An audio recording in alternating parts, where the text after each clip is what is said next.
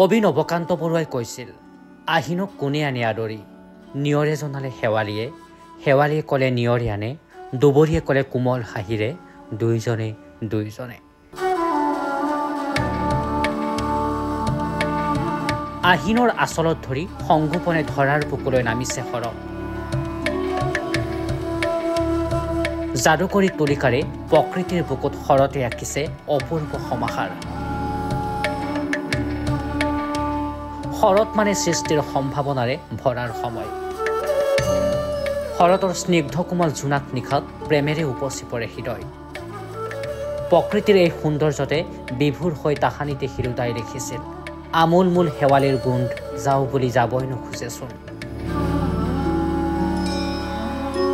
আমোল মূল শেৱালিৰ গোন্ধ যাওঁ বুলি যাবই নোখোজেচোন।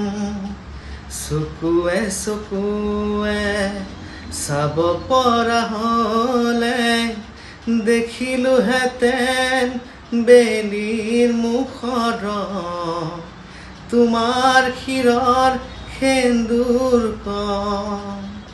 আমোল মূল শেৱালিৰ গোন্ধ যাওঁ বুলি যাবই নোখোজেচোন।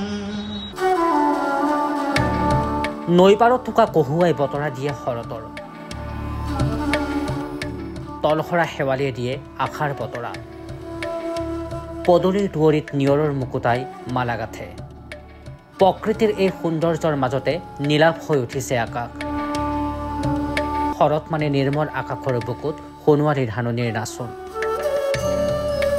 শৰতৰ এই মধুৰ সময়তে কবি গীতিকাৰৰ কলমত সৃষ্টি হয় বহুতো কবিতা গানৰ। আহিনৰ চোতাল উপচাই ধৰালৈ অহা শৰতে দিয়ে আশাৰ বতৰা। শৰৎ মানে শুভ্ৰ আকাশত কহুৱাৰ নাচোন। শৰৎ মানে তলসৰা শুভ্ৰ শেৱালি। শৰৎ মানে নিশাৰ আকাশত জোনবাইৰ হাঁহি। শৰৎ আৰু শেৱালিয়ে ৰাজ্যৰ বিভিন্ন প্ৰান্তত তুলিছে সৌন্দৰ্যৰ লহৰ। শাৰদীয় আনন্দত এনেদৰে ডুব গৈছে নিয়ৰত তিতা এডৰা সেউজীয়া ধাননি। শৰতৰ স্নিগ্ধ জোনাক তলসৰা শেৱালিৰ সময়তে সাজত নান্দনিক পৰিৱেশ। বৰ্ষাক বিদায় দি শৰতৰ আগমনে সাজৰ পথাৰত শালি জালি নাচিছে সেউজীয়া ধাননি। এইখিনি সময়তে সলনি হৈছে প্ৰকৃতিৰ ৰূপ লাৱণ্য। চাৰিওফালে এক সুকীয়া পৰিৱেশ। এই সময়তে বৰ্ষা ঋতুৰ আগমন। চকুত সিঁচে মেঘৰ অঞ্জন। শাৰদীয় দুৰ্গোৎসৱৰ প্ৰাক্ষণত অসমৰ আকাশ বতাহে শাৰদীয় উৎসৱৰ প্ৰীতি। এই পৰিৱেশৰ সময়তে জনপ্ৰিয় কণ্ঠশিল্পী ৰিংকু প্ৰিয়মে ক'লে মনৰ কথা। আচলতে এইখিনি সময় বহুত ভাল লাগে শৰতৰ কালখানিত, কাৰণ গছবিলাকে নতুন নতুন পাত ফলায় আৰু এটা মনত এটা নতুনত্ব এটা জাগি উঠে সকলোৰে।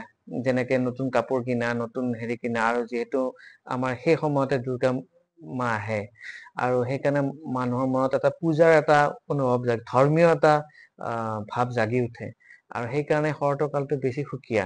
আৰু শৰতৰ আগমনত আমাৰো শিল্পীবিলাকৰ মনত এটা নতুন নতুন গানৰ এটা আবিৰ্ভাৱ হোৱা যায়, দেখা দিয়ে, আৰু সেইকাৰণে শৰতৰ কালটো বেছি সুকীয়া বুলি ভাবোঁ। নলবাৰীৰ পাগলাদিয়াৰ পাৰতো এতিয়া দৃষ্টিনন্দন দৃশ্য। পাগলাদিয়াৰ পাৰত শালি জালি নাচি থকা কহুৱাই দিছে আশাৰ বতৰা। তলসৰা শেৱালিৰ আমোলমোল গোন্ধই সুগন্ধি বিয়পাইছে নলবাৰীত।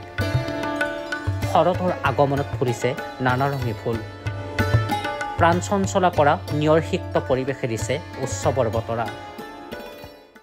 শৰৎ মানেই শুভ্ৰতা, দুৱৰীৰ বুকুত নিয়ৰৰ অলেখ কবিতা। পাগল দিয়া নৈৰ আচল ঢাকি কহুৱাডৰা এতিয়া বৰ চঞ্চল হৈ উঠিছে।